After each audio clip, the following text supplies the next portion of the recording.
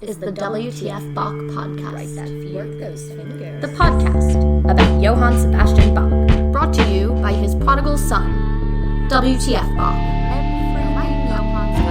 Join WTF Bach as he guides your mind through a contrapuntal journey. Why don't you let WTF Bach guide you? And now, here's WTF Bach. It's Evan Shinners here, dashing this episode off before I go to where? Why, to California. To do what? Why, to play some flute sonatas. Now, I realize I've never featured specifically Bach's flute music on this podcast. And after the violin, the transverse flute seems to have been Bach's favored chamber music instrument. Excuse me, the what flute? Yes, the transverse flute. Transverse as in extending across something, in this case, your face. It specifies that this flute is held like we imagine flutes being held, across the player's mouth, rather than extending out in front of them. Why this need for this distinction? Well, the transverse flute was a somewhat new instrument on the scene right in the middle of Bach's career. Right around 1720, we see the first explicit use of the transverso, as opposed to the recorder. Aha, that's the difference. So if you're looking at Bach's music, you see the word flute. How do you know if it's a recorder or a flute? And yes, a recorder, as in the one you played in elementary school. It's not so clear-cut, in fact, as much as people wish to make arguments for a certain instrument over the other. The truth is that recorders and flutes probably did share a lot of the same music, but there are a couple of things that can guide us in our quest to find out whether Bach meant specifically the transverse flute or the recorder. One is the time period. Since the transverse flute was a rather new instrument, pretty much anything before 1720 is going to be a recorder. And then there's the range. The flute can play lower than the recorder by about this much. That's about the bottom note on the recorder, and that's the bottom note of the flute. Now, there's the question of keys, right? Because certain scales are easier depending on which instrument. Certain scales are easier on the recorder, certain scales are easier on the flute. So if we look at keys, and if we see these notes that the recorder can't play, or if it's after 1720 something, it's probably calling for a flute. Earlier than that, it's probably a recorder. I say probably, because even if all these things are taken into consideration, the time, the keys, the range, we can get the right instrument about 90% of the time. But still, as I understand it, there is still a bit of confusion as to which exactly the instrument was, in certain pieces, the flute or the recorder.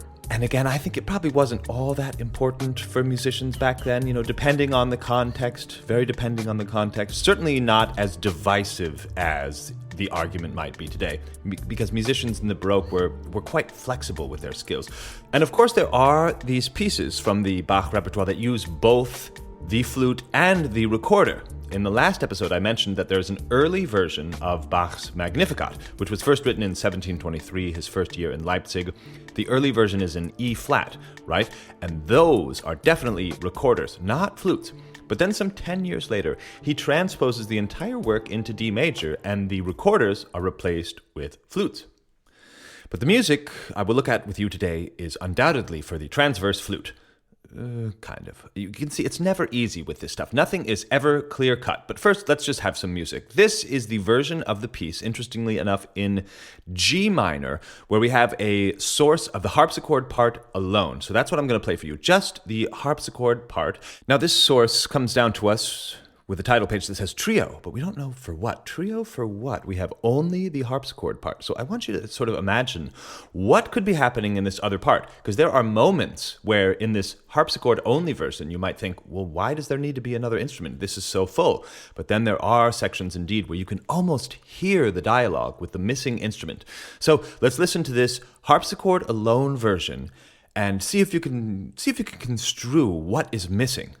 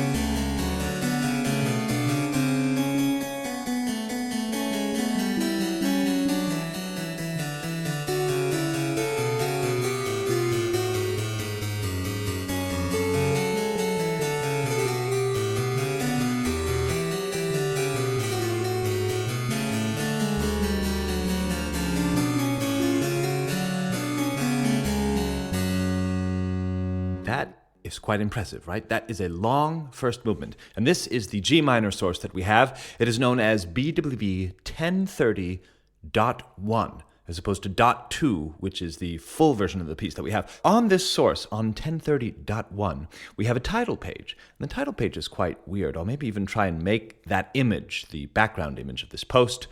You have the letter H, meaning B, as in the note B. That's the German form for B, as in B-A-C-H. The spelling of Bach's name was, of course, B flat, A, C, and then B natural for H. Okay, so you've got an H, meaning B minor, and then someone has written over the H, whoops, a big G. Like, this is the B minor. Oh, wait, nope, sorry, this is in G minor. And we know through careful analysis of handwriting styles that the person who added this title page did not actually write out the part. So it was only added later. What is this mistake here? Why this mistake? Why H and then sort of squiggled to make a G? This is an early version of the famous B minor sonata for flute. This is like the hammer clavier of the flute. It's the hammer flute vir. What was this piece? Was it a sonata for violin? Was it a sonata for oboe? Was it a sonata, as somewhat recently suggested, for a trio involving a lute? In any case, this is the early version of the famous B minor flute sonata in G minor from before the time of the transverse flute. Now, further evidence that this is in fact the transcription is the B minor part itself we have in the hand of Johann Sebastian, and it has errors in the accidentals that show that Bach was actually copying, rapidly transcribing in haste this piece from an earlier copy. But what comes down to us finally in the 21st century is this sonata for transverse flute by Bach himself, who says it is for the transverse flute. It happened to be based on this earlier work in G minor, but Bach officially sanctioned this as a work in B minor for the flute. Okay, not to worry, no more history, no more source tradition. This piece, there are certain pieces that I think, wow, this Bach was really peering into the future here, just like ripping a hole through the time-space continuum and just gazing to the future. When I really started digging into this music, I saw the date on the flute sonata, which is 1736/37. And I thought, yeah, that is certainly a later masterpiece, on par with, the third part of the Klavierübung, the contrapuntal insanity of the musical offering, also for transverse flute, some of the four duets again at the end of the third part of the Klavierübung, even the four canons in the Art of Fugue. I mean, there's some of these shapes are just so characteristically late. My mind was absolutely blown when some scholars date this to even the pre-Leipzig period, even from before 1723. Now, I don't know if there's agreement on it, but in any case, it's pretty certain that this piece is before the 1730s, at least in this G minor version, which to me really means that this is the harbinger of the late style, at least part of it. Some of these wild figures. So we've got this leap of the tritone, and then he'll do it in different keys.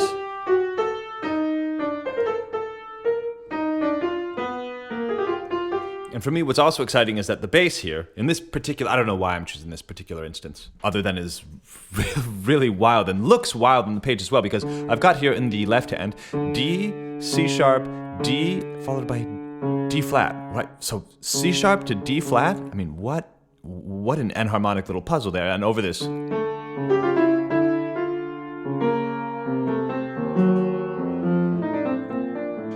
going further,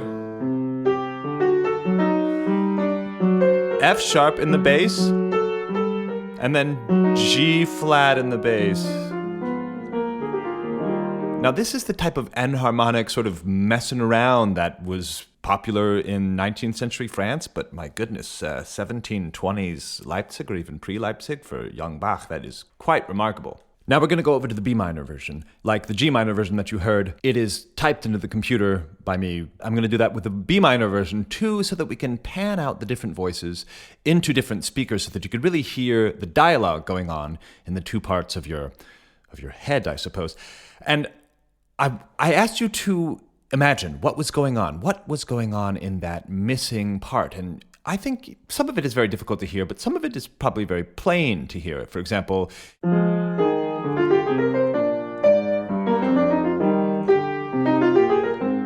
right? That sounds like a one-sided conversation. Where is the dialogue? Where is the ba-da-da-da-da-da, ba-da-da-da-da-da, ba-da-da-da-da-da? But that is probably something that's going on in the flute part. And then there's this part, which indeed is very odd when you're only looking at the harpsichord part. It's this. I mean, yeah, just try and play that for your average music enthusiast and say, what composer is this? Yeah, so, could that be Bartók, Hindemith? I have no idea. But it's indeed part of some conversation that the flute will be having above that. The flute will go something something very futuristic, and then the harpsichord answers again. The flute is saying something interesting indeed, and then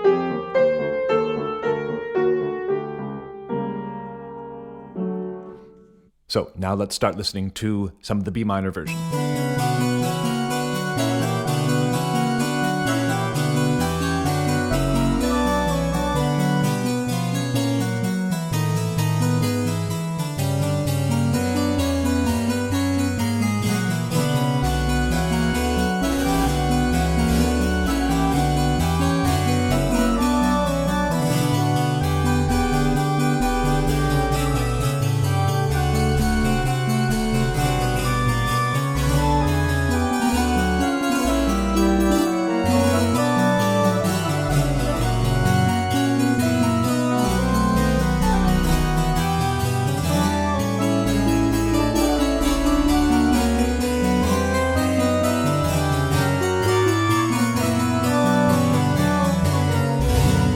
Okay, that is the first phrase. Now, the flute part should be more or less in your left speaker. The harpsichord part should be, the right hand of the harpsichord part should be more or less in your right speaker, and the bass should be somewhat in the center. Now, if it sounds a bit artificial, some of the rubato or whatever, it's because it is artificial. I have overdubbed myself. I put down the harpsichord part first and then put the flute part on top of it. And anyone who's ever tried that knows that it is very difficult to make it sound lifelike, even when you're overdubbing with your own self from a few minutes ago. You're no longer the same person. Anyhow, this is Bach cooking. You just know he's in there making this great beat.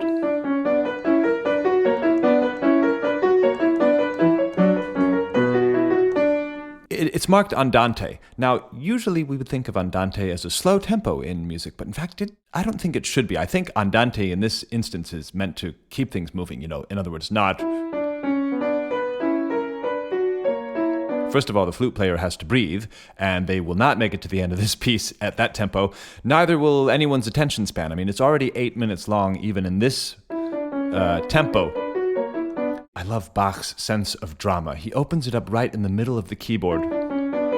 Left hand, right around middle, C. And then we have, that's all very diatonic stuff. And then we have the chromatic stuff begin. So the left hand just weeping. And then against Bach's sense of drama, he no longer plays in the middle of the keyboard. He brings it down an octave. He drops the beat.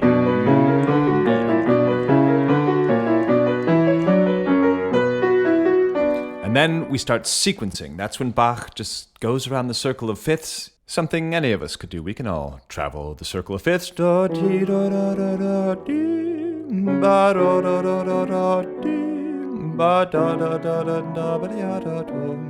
Almost could be a jazz standard, but when Bach does it, it's a bit more elegant than my lounge piano, let's say. And the flute, the way that the high notes are placed.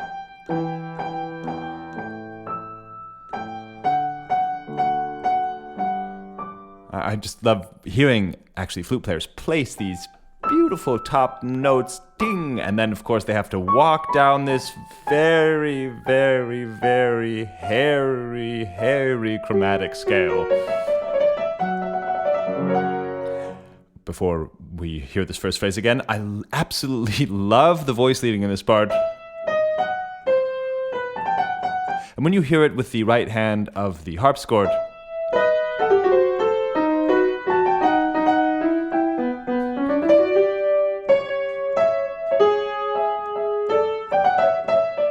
this dee-do-dee-dum.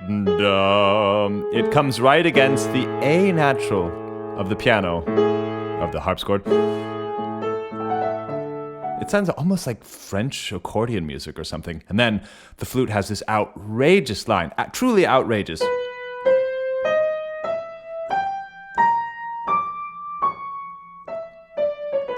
I mean, what sorcery is this? What is this?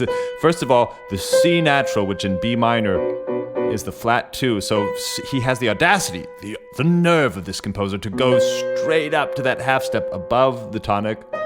And then not only does he do that, this C natural to D sharp in augmented second, a very interesting interval. And then he does it again, this G natural to A sharp. And it's these kinds of shapes that make me think, wow, this is late music.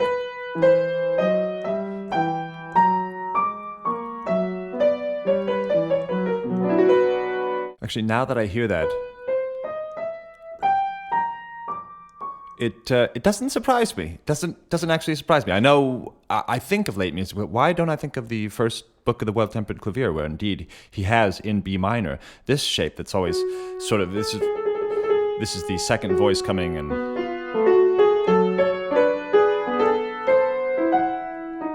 And I've always like laughed at that line, you know.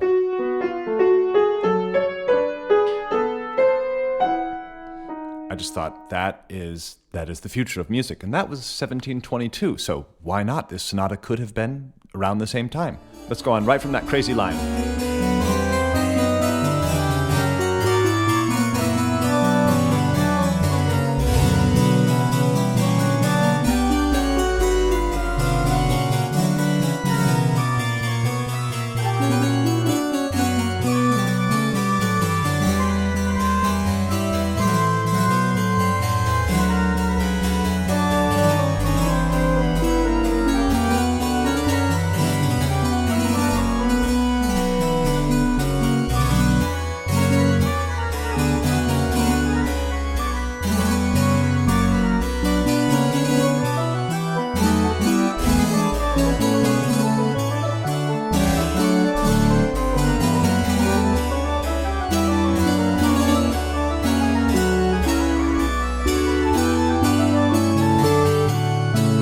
Okay, right, cadence in D major, the relative major, good place to stop. And we got a few things there that we didn't have in the harpsichord version, namely that sense of imitation, right? Just in the harpsichord alone, we have...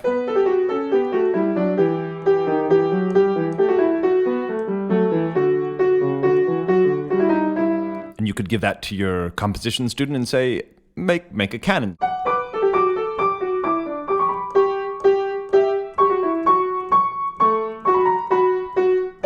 And then right after that,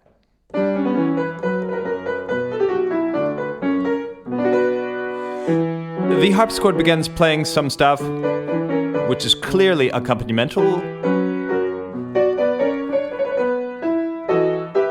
almost could be filled in by just numbers, by figured bass. But in the flute, we have this figure which will come back again and again.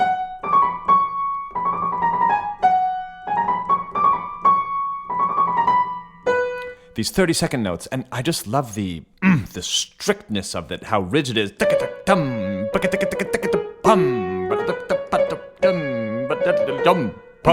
Super rigid, immediately contrasted with yet another new rhythm, triplets.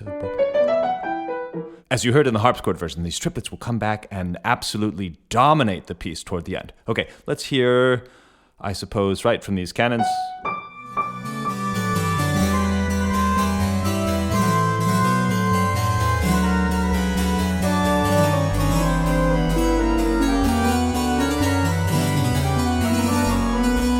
Here we go, rigid figure.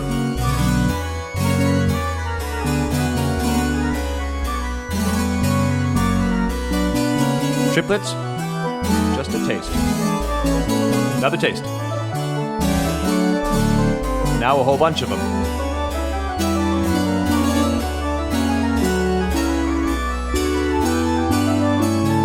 Now the harpsichord with the rigid figure. Now the harpsichord with triplets. Here we go.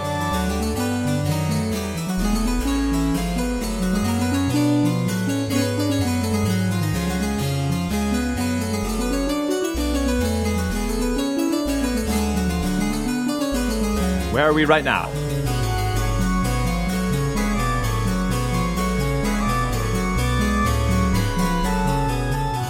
Okay, we're in the key of the 5, the minor 5, and that is important because it's related to the circle of fifths, right? Bach will usually structure pieces by visiting these tonalities very near to the tonic key. So our tonic key is B, and he will go first here to 5, later he'll go to the other side of the circle of fifths, and he'll visit the 4 chord, and that will be intriguing. But one of the beautiful things here that comes from our ability to study different versions of the same piece is that these harpsichord triplets that we heard, almost like a harpsichord concerto as it were, they're different in both versions. And I'm going to transpose the first version that we heard into the same key and play them in different speakers just so you could hear how it's a little bit different, and just you could see Bach in revision, and he's like Charlie Parker. He's never playing the same thing twice, and the notes are just flying out of his horn.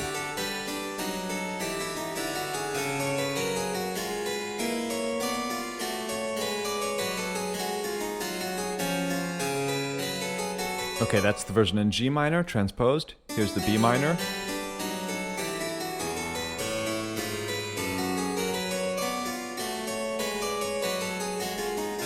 Right, it sounds quite similar until I put them into 2 different speakers.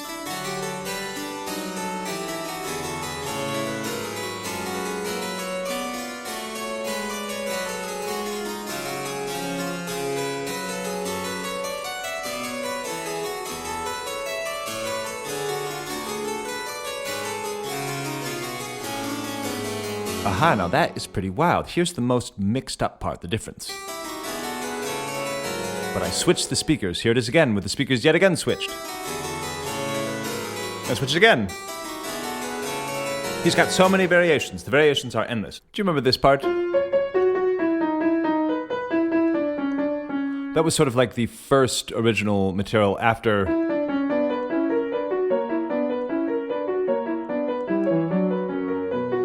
Then he goes this figure over the chromatic bass. Well, now we're in F sharp minor, and we will hear it in canon. The flute will start,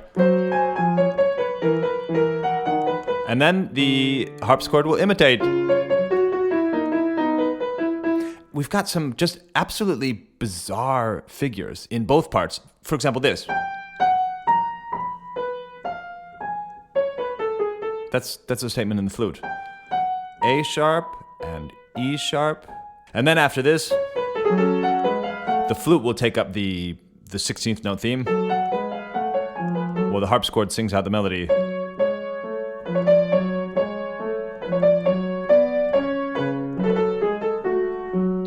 Whatever I can say here about this music is going to be falling short of really the real effect. But something like this... Remember I was talking about these beautiful notes? Bum, bum, bim, bum, ba, beep. Well, now Bach isn't satisfied with just the same note here. He says, oh, even the sturdiest foundation can slip right away. Whoops. Whoop, and slipping. So you can really hear this instead of...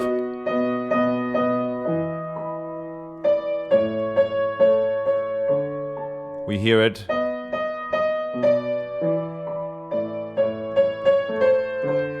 And it will slip so much that we'll have in the flute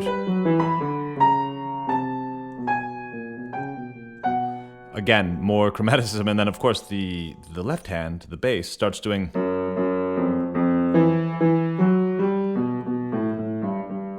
That's again E sharp to E natural, just within half a second. E sharp, E natural. Oh yeah, like nothing happened. And then we start imitating even closer. Instead of I play this, and then you play this, and then I play this, something silly like that. Bach says, no, we're imitating now, switching in canons at the beat. Flute, harpsichord. But now we switch, harpsichord, flute, flute.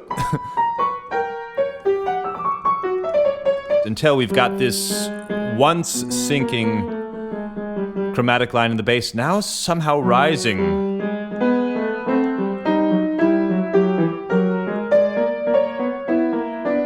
is this line again in the right hand? Again, these augmented seconds. And that is complemented by this flute line, which just sounds something out of like a science fiction movie.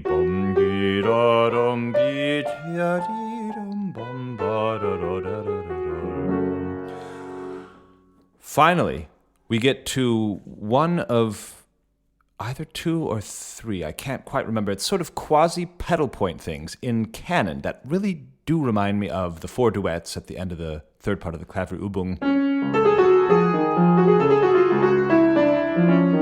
First, just your enharmonics there. E naturals in the right hand, E naturals and D naturals in the right hand, but E sharps and D sharps in the left hand. So,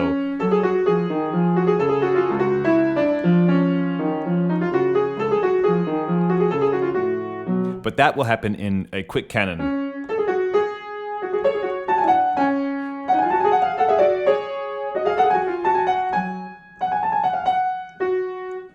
Let's see if we could take all that stuff that I just mentioned, and at least hear some of it.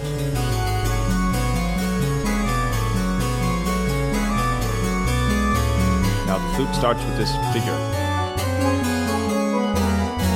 And the harpsichord.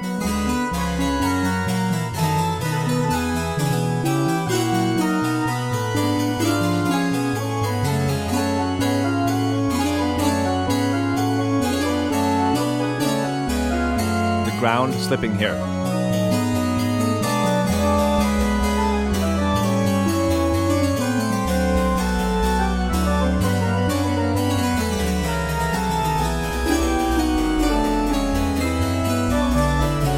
Quick cannons at the beat. Flute. Harpsichord. Switch. Switch.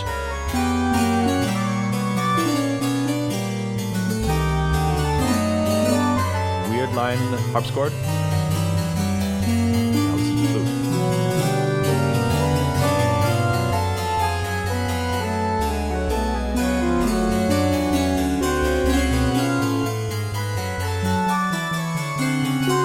Here's the sort of pedal point thing.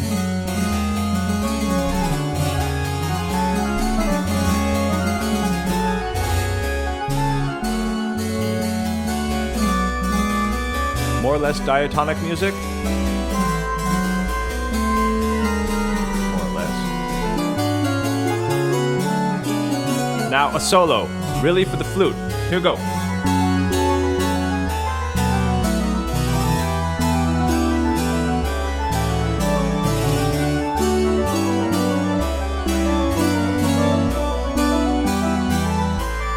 Joyous music, G major.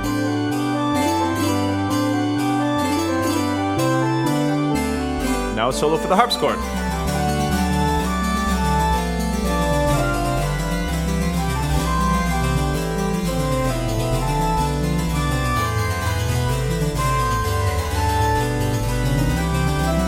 And to E minor. I mentioned E minor. Here it is.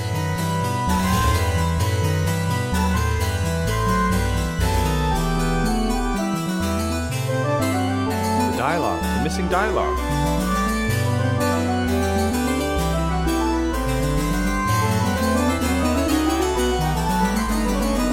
Another pedal point part in canon.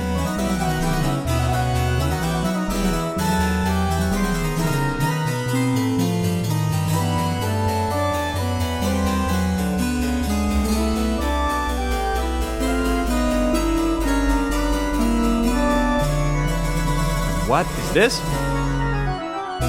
No, you can't possibly be starting a recapitulation right now.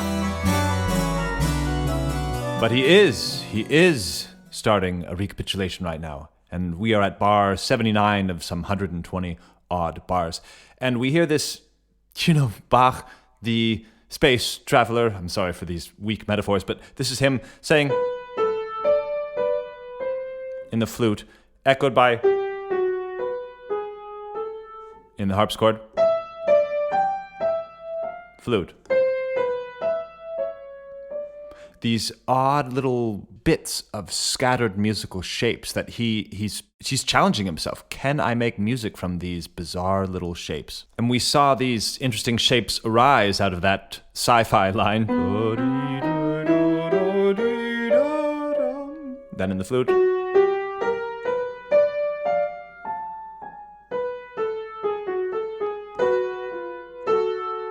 This was immediately the harpsichord's response to the flute's odd line. The harpsichord says, and the flute says, oh yeah, I can do that too. Meanwhile, this B sharp to F sharp, this tritone, this diminished fifth, is imitated. I'll play the harpsichord line down an octave so you can hear.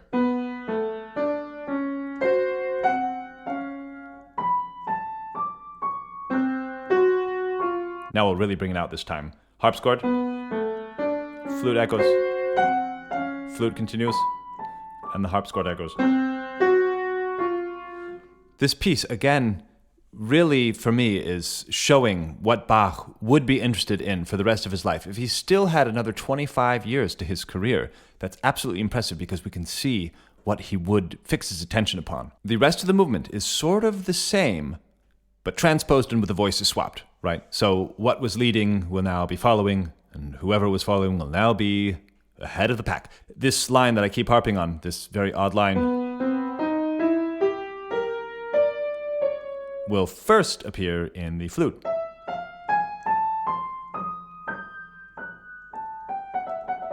So let's just get to the end of the movement without me speaking over it so you can really get into this insanely chromatic, canonical, wonderfully contrapuntal world.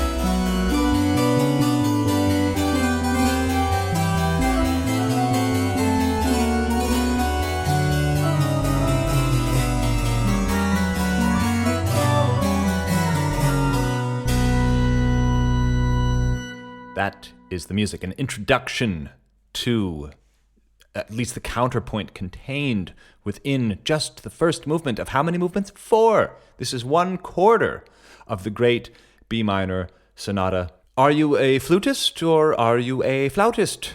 Tell me, in either case, what is the real cornerstone of the Bach repertoire? Is it anything else other than this B minor sonata? Clearly there's the A minor solo partita. But among the chamber music, is this piece even heavier than the sonata in the musical offering? And just now, as I'm looking over this score, I'm thinking, I didn't say anything about this music, and yet I spent 40 minutes on one movement. But all these shapes, these are shapes you could spend your entire life with, thinking, wow, how did he do that? How did he put them together? Clearly, it's been on my mind as I'm about to go perform it. I thought I would share this music with you. Of course, my electronic version, like I said, made in haste. Maybe a bit aggressive.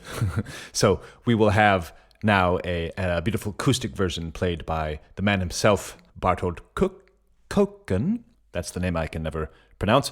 Kuijken, and the harpsichordist Ewald Demerer.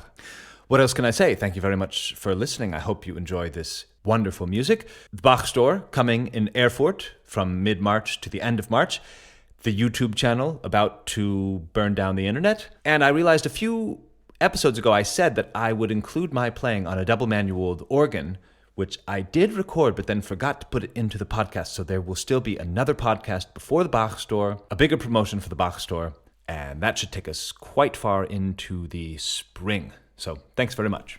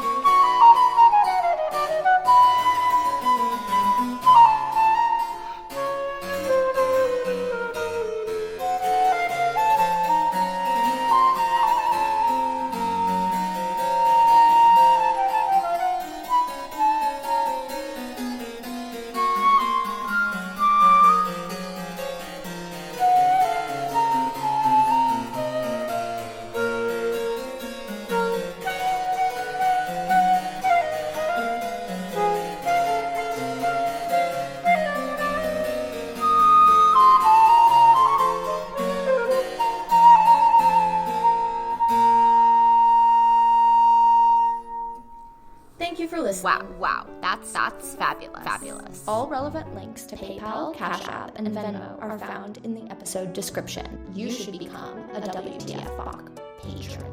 Do you ever wonder what makes Bach? You know you need Bach. You should write us, and you should write us often at bach@wtfbach.com. You should. We would like to hear from you. Donating on PayPal, Cash App, or Venmo.